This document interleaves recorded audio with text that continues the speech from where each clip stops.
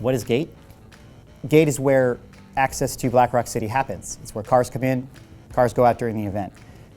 We process them, we count them, we scan tickets, we let you in. You consent to have your vehicle searched for stowaways and forbidden items when entering Black Rock City.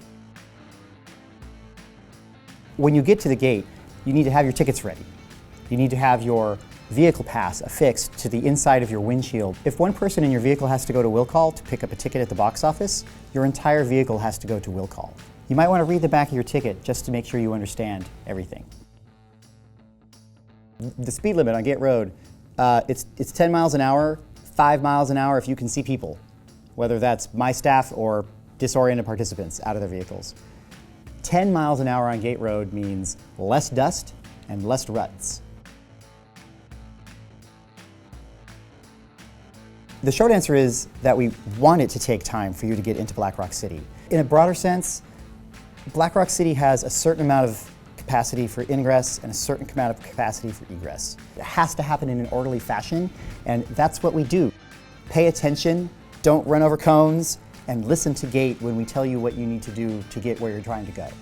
Gate has a tough job and a reputation for being a bit surly. I recommend smiles, patience, cooperation. You're almost there. Maybe an offering of something quaffable. The perimeter around Black Rock City is outside the trash fence, and it's staffed by my perimeter team, who runs 24 hours a day to make sure that people can get turned around and back into Black Rock City if they wander off, and that anyone coming toward the event is waved away in a nice, safe manner and didn't need to be reminded about trespassing being real. Crossing the trash fence and wandering outside of Black Rock City is dangerous. Distances are much greater than they seem. You don't have any of your resources with you in your little leather outfit. It's cold, it's hot, it's dry, it's too far. If you encounter a perimeter scout in a truck, they're trying to save your life.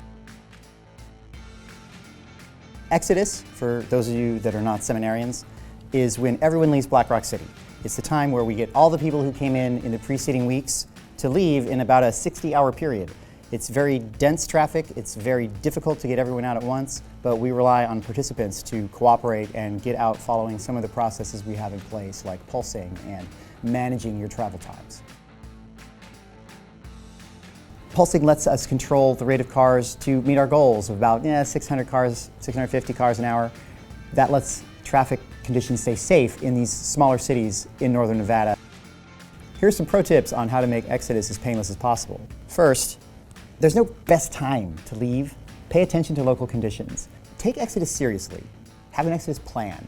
Know who's going to drive which vehicle and make sure they know how to drive it. Know that when you're going to leave is when you're going to leave. If conditions change, change your plan. Make sure that anyone driving a vehicle is rested. I'd say 24 hours, you pick your own adventure, but 24 hours of rest for the drivers. That way they're ready for pulsing. Pulsing can take time. It's by design that pulsing takes time. Pulsing is about safety. Exodus is about safety. You've just had a great experience here in Black Rock City, and I don't want any of you to not make it home. Plan for a 4 to 6 hour wait for pulsing. No guarantees. It's Black Rock City. Things change. But that means distributing your resources at the end of Exodus to make sure that each vehicle has enough food, water, sanitation, health supplies for that period.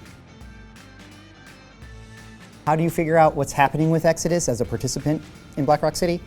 BMIR, 94.5 FM. GARS, 95.1 FM, Gate Advisory Radio System. Thanks for listening. 10 miles an hour, don't get hit by a truck. No, really, don't get hit by a truck.